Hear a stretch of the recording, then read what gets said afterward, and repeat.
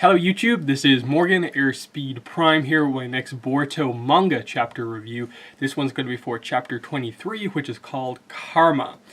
And yeah, I think in a way this was the chapter I was waiting for, the one I was waiting to happen since I think the end of the movie arc and the whole, basically initial first couple of pages of Boruto, this manga with Kawaki, in that so much happens here in that Kashin Koji, even though he purposefully avoids certain questions, just some of the comments he makes clearly suggest that this organization knows a lot. They don't know everything, but they know a lot about everything that's going on. They're aware of who Mitsuki's parent is. They're aware of, roughly the people who were there when Momoshiki was defeated, which to me suggests that, the group, Kara itself, isn't really capable of defeating an Otsutsuki, but then the whole Kawaki thing at the end of the chapter of him finally being revealed in the series and him having the seal here is very, very interesting. So I thought this was a really good chapter. I think my only slight issue with it is just that I think once again a feeling that Konohamaru should be presented as being a little bit stronger than he is right now, or else he's just not been given a chance to kind of get a big victory in any sort of a fight, so he ends up being the one who ends up kind of falling to most of the kind of villains at this point. And I get it, in this case they're setting up Kashin Koji as being like a big threat who's very powerful, and the idea that he has the Rasengan as well is a pretty interesting reveal. Obviously, I think it's such a well-known technique at this point that the idea that it's not just exclusive to a couple of people, I think makes sense, but I assume there is a story to it, because that's like one of the most kind of signature techniques in the entire series of Naruto. They have done a job at saying that it's a very difficult move to learn, and there's a reason only a certain amount of people actually know it. So there will, I think, be an explanation for that down the road, but we'll have to see when exactly that happens. But yeah, the core of this is basically the fight with Kashin Koji, the reveal of Boruto's seal activating at this point, and then in the aftermath of the battle, them finding Kawaki unconscious. The fight itself is basically just Kashin Koji performs a sealing jutsu on the entire team, which basically stops them being able to move. Konohamaru counters this by basically revealing that he has like a the kind of jutsu seal on his chest for removing a sealing jutsu, and so he kind of counters that, which I thought was a really cool moment to give Konohamaru the idea that they're seemingly establishing that one of his key traits is that he's prepared for anything more so than anything else. Then they have a battle. They seem fairly even. He goes in with an attack and then surprise Rasengan, but Kashin Koji counters that with his own Rasengan, and then Konohamaru ends up getting, I suppose, taken out of the fight by the summoning toad, basically performing breathing fire basically at him. And that's what Boruto reacts to. And I think the implication is that Boruto kind of saves Konohamaru's life here, because when he activates his seal, it activates the ability to absorb jutsu, which was the ability that Momoshiki had. That was his Otsutsuki kind of ability. Because that seems to be the idea with the Otsutsukis, is that they are just born with a latent ability, and Momoshiki's was clearly absorption, and now Boruto has that, but it obviously manifests through this seal, and then this larger tattoo that kind of goes up his arm and over his eye, which we've seen before. So he basically absorbs the sealing jutsu that's trapping the three of them, and he also absorbs what seems to be most of the fire that the toad is firing at Konohamaru. So the idea is that he more or less saves him and keeps him from being overly injured as well by the attack. And he pretty much collapses after that point. There's a little bit of a showdown where Kashin Koji is like, "Oh, you have the seal. So, and he calls it like the karma or something like that, the karma seal. And so it wasn't Naruto. So we always thought Naruto was the one who defeated Momoshiki, but it was you. Obviously suggesting that they weren't there but heard about what happened. And so I suppose their question was like, okay, we know it was some giant Rasengan that basically Naruto primarily powered up, but Boruto was the one who dealt the killing blow, so he was in fact the one who got this power.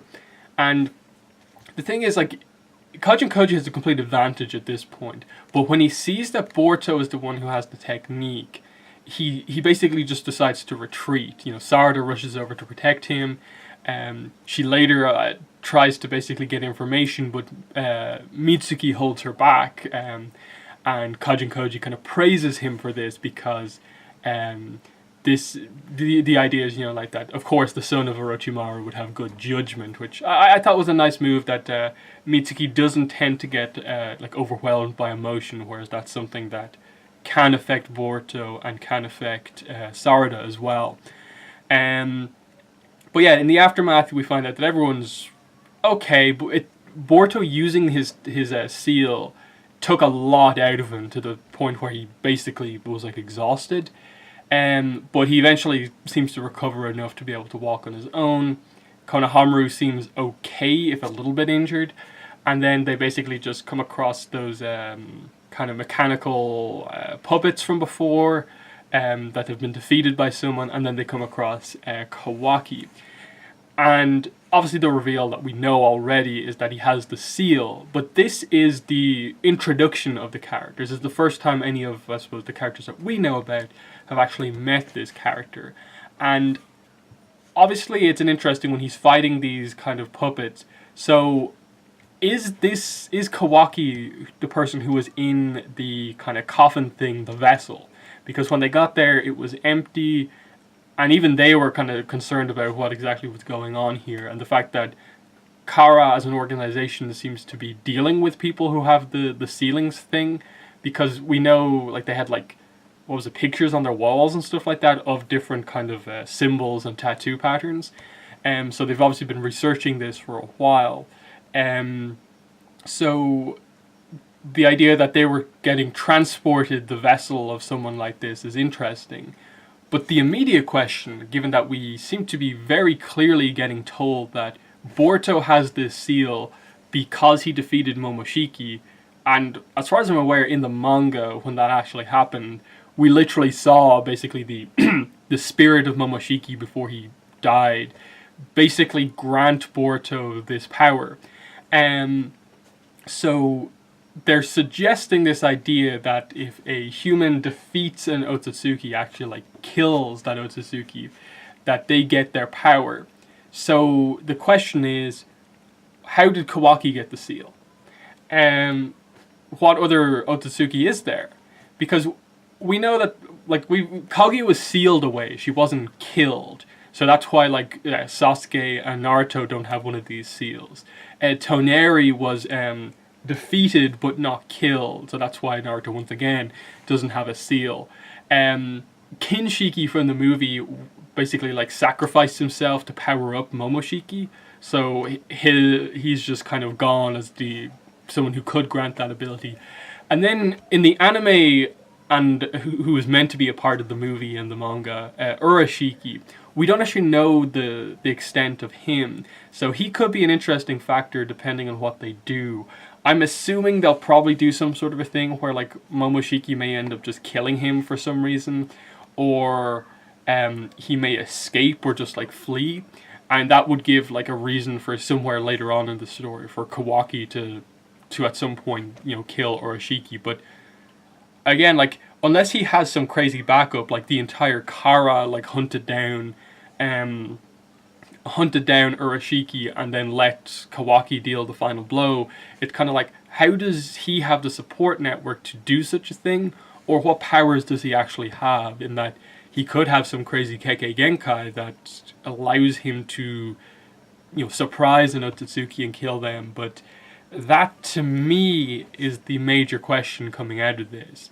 We know how Boruto got his, but primarily he got it by basically delivering a blow with an attack that was given to him by Naruto.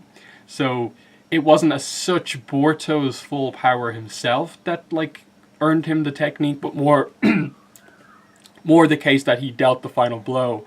But then there's also the factor, which I assume the anime will do a better job at, I suppose, explaining this better. When the anime gets around to explaining the Momoshiki scene and the significance of Boruto killing him, will they reference the whole Toneri stuff from before, in that Toneri has specifically like chosen Boruto to be this person who he's already granted the power to, the eye power that he has, the Jogan.